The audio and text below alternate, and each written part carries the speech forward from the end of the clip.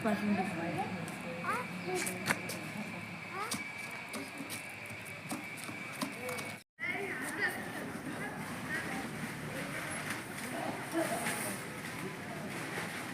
तू ये ना.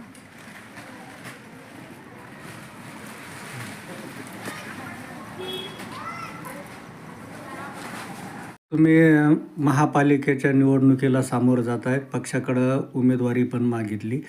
काय सांगाल तुम्ही त्याबद्दल? पक्षाकडे मागणी तर मागितलेली आहे. वार्ड क्रमांक 26 मधून मी इच्छुक उमेदवार आहे आणि मला म्हणजे आम्हाला एक 25 वर्षापासून मी शिवसेनेची कार्यकर्ता असून मला समाजाची फार आवड आहे. त्यासाठी मी पहिले पण इलेक्शन लढवलेलं आहे. त्यात ग्रामपंचायतमध्ये मी निवडून आलेली आहे आणि त्यानंतर लगेच नगर परिषदमध्ये गेलो. नगर परिषदेतून परत महानगरपालिकेत गेल्यामुळे आम्हाला तो कालावधी पूर्ण करता आला नाही. त्यानंतर महानगरपालिकेत समावेश झालो. त्यावेळेस पण महिला वार्ड आम्हाला सुटलं नव्हतं. पण आता ही संधी आम्हाला 10 वर्षाच्या नंतर चालून आलेली आहे. तर ह्या संधीचं आम्हाला सोनं करायचं आहे आणि ह्या सोन्याच्या सगळ्यांच्या हात म्हणजे आमचा माननीय संजय शिरसाट साहेबांचा आहे. पालकमंत्री झाल्यावर आम्हाला वार्डात फिरण्याची सुद्धा म्हणजे फिराव सुद्धा लागणार नाही एवढं त्यांनी त्यांच्या निधीतून एवढ्या माध्यमातून एवढं छान काम केलेलं आहे की फक्त त्यांना वाटतं की माझा नगरसेवक हा नगरसेवक झाला पाहिजे आणि त्यांनी जनतेची सेवा केली पाहिजे. तुमचं विजन काय असेल? माझं विजन इथले ओपन स्पेस रिकामी करणे. आमच्याकडे एक म्हणजे मुद्दा सगळ्यात जास्त गाजतोय गुंठेवारी ही माफ झाली पाहिजे. त्यासाठी आम्ही हे करणार आहे आणि महिला सक्षमीकरण. महिलांसाठी मी नवीन योजना आणणार आहे.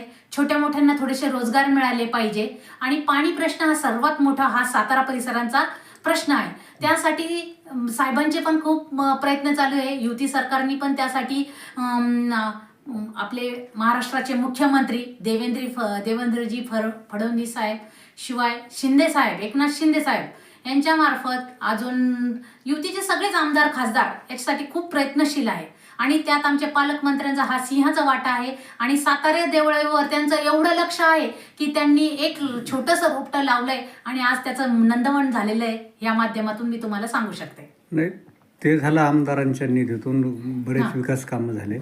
पण सामाजिक क्षेत्रात आणि राजकीय क्षेत्रात कार्यरत असताना तुम्ही समाजासाठी कोणते काम केलेत?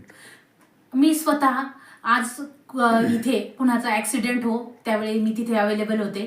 कुणाचे भांडणं झाले, मी पोलीस स्टेशन असो, कोर्ट असो, कचेरी असो, महिलांना काही झालं असेल त्यासाठी जाते. शिवाय मी शाळेत मुलांसाठी म्हणजे गरीब विद्यार्थी आहे त्यांना कुठे ॲडमिशन मिळत नसेल त्यासाठी सहकार्य करते. आणि मी एक इथे जेव्हा ग्रामपंचायत होतो आम्ही तेव्हा अंगणवाड्या स्थापन केल्या. त्याच्यात गरीब महिलांना मी त्याच्यामध्ये नोकरीला लावलंय आणि सामाजिक कार्यक्रम हे छोटे सामाजिक असतानाही मोठे पण कधीच एक लेडीज म्हणून मी हे सगळे कामं करत राहते. नाही, तर आता तुम्ही सामाजिक क्षेत्रात कार्यरत आहेत. सामाजिक क्षेत्रात काय कार्य केलंय तुम्ही? मी लहानपासून तर थोरांपर्यंत सगळं काम करते. लहान मुलांसाठी आम्ही अंगणवाड्या इथं उपलब्ध करून दिल्या. अंगणवाडीचा विकास केला. त्यांना पोषक आहार मिळतो की नाही याच्यावर पण आमचं म्हणजे माझं लक्ष असतं.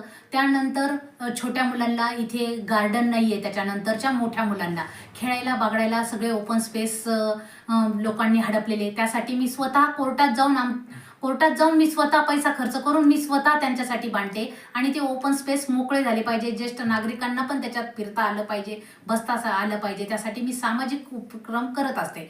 महिला बचत गटाच्या मार्फत माझे 10 ते 12 महिला बचत गटांसाठी मी बायकांना छोटा रोजगार दिलेला आहे. त्या रोजगारमधून पण आमच्या इथल्या बायका म्हणजे स्वावलंबी झालेल्या आहेत. आणि आता एकनाथजी शिंदेंनी पण आज लाडकी बहीण योजना दिलेली आहे. ती लाडकी बहीण योजना एवढ्या खुश आमच्या महिला आहे की त्या स्त्रिया हेल्प करू लागल्या आणि त्यांनाही वाटतं की आपण ह्या पैशातनं काहीतरी करावं. त्यामुळे ते छोटे मार्गदर्शन मला मागत असतात, त्यावर मी मार्गदर्शन करते. धार्मिक कार्यात पण तुम्ही? धार्मिक कार्यात मला स्वतःला भजनाची आवड आहे. आमच्याकडे भजनी महामंडळ आहे आणि त्या भजन सुद्धा मी स्वतः हे करते. किती दिवसापासून आहे ते भजनी मंडळ? आमचं 10 वर्ष झाले भजनी मंडळ आहे. अच्छा, मग तुम्ही हे करत असताना आरोग्य क्षेत्रात आणि आरोग्य क्षेत्रात म्हणजे आम्ही घाटीचे कॅम्पस लावले. मागच्या वर्षी महाराणा प्रताप मध्ये लावलाय. त्यानंतर आम्ही आरोग्य शिबिर एक आपली शाळेत लावल्या, शाळेत कॅम्पस घेतले, त्यातून रक्तदान दिले, स्वतः मी रक्तदान केले आणि रक्तदान हे सर्वश्रेष्ठ दान असल्यामुळं आम्ही दरवर्षी जानेवारीच्या महिन्यात हे रक्तदान शिबिर ठेवलेलं असतं. अच्छा, तुम्ही या निमित्ताने वार्डातील प्रभागातील मतदारांना काय आव्हान करणार तुम्ही? मतदारांना एवढंच आव्हान करणार आहे की 80% हा विकास आपला झालेला आहे आणि 20%च विकास आपला हा सातारा परिसरातला आणि वार्डातला राहिला आहे. तर तो पूर्ण 100% आम्ही पूर्ण करणार आणि महिलांना सुरक्षा मिळावी यासाठी मी सदैव प्रयत्नशील राहणार आहे. त्यांच्यासाठी मी सदैव काम करत राहणार आहे. गुंठेवारीचा मुद्दा अतिशय संवेदनशील आहे.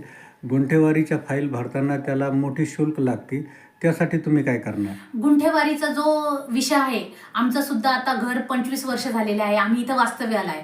आम्ही जेव्हा ग्रामपंचायतमधून घेतले होते तेव्हा आम्ही सगळे टॅक्सेस पे केलेले. त्यानंतर परत शासनाचं आलं होतं की 142 म्हणजे 42 करा. आम्ही तो पण निधी भरलेला आहे. त्यामुळं आता ह्या नागरिकांची हेळसांड होऊ नये आणि हेळसांड म्हणजे एवढी झाली की आता सगळे रिटायर लोक झालेले आहेत आणि रिटायर झाल्यावर त्या लोकांनी आज 2-2, 4-4 लाख रुपये घरात टॅक्स भरू शकत नाही. त्याकरता आम्ही ही टॅक्स म्हणजे गुंठेवारी ही रद्द झालीच पाहिजे यासाठी मी लढा दिलेला आहे. त्यासाठी इथं समिती स्थापन केली होती, त्याचं सुद्धा मी नेतृत्व केलेलं आहे आणि गुंठेवारी ही माफ करण्यासाठी मी 100% म्हणजे माझे प्रयत्न राहतील. चालेल. आपलं नाव? माझं नाव विजया बालासाहेब ढवळे. मी माझी ग्रामपंचायत सदस्य होते इथे आणि त्यानंतर 10 वर्ष इलेक्शनच झाले नाही. आता हे इलेक्शनची म्हणजे घातलेल्या इलेक्शनमध्ये मी इच्छुक उमेदवार आणि एक समाजकर्ता म्हणून मला हे आवड असल्यामुळं मी ह्या रिंगणात उतरली आहे. प्रभाग क्रमांक किती आणि त्याच्यातला कोणता वार्ड? प्रभाग क्रमांक 26 आहे. वार्ड क्रमांक पण 26 आहे. आता प्रभाग झालेला असल्यामुळं वार्ड आणि प्रभाग एकच क्रमांक आहे.